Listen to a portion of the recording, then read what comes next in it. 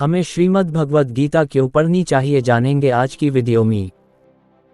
लगभग हर कोई जिनसे मैं श्रीमद् भगवद गीता के संबंध में बातचीत करता हूं, इस बात से सहमत हैं कि इस पवित्र ग्रंथ को कम से कम एक बार जरूर पढ़ना चाहिए।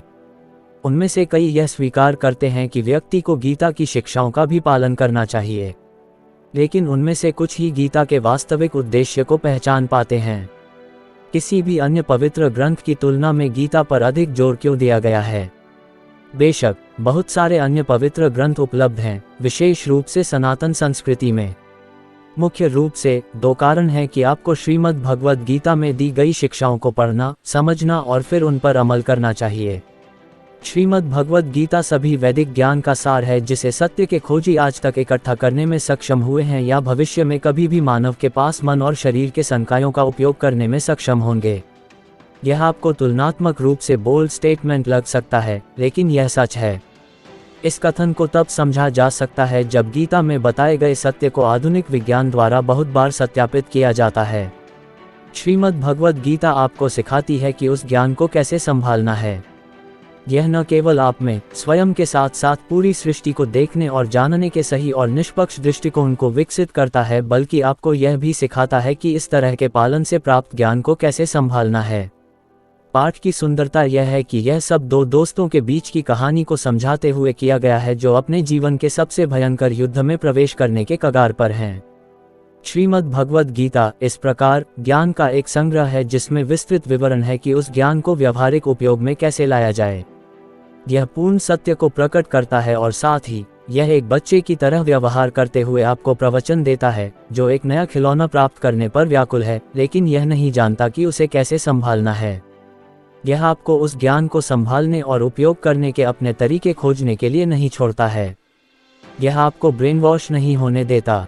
अध्याय दर अध्याय यह आपको इस सर्वोच्च ज्ञान के विभिन्न पहलुओं को समझने के लिए एक यात्रा पर ले जाता है और यह बताता रहता है कि कैसे उन्हें मास्टर करें और जीवन में उच्चतम संभव स्थिति तक खुद को उठाने के लिए उनका उपयोग करें।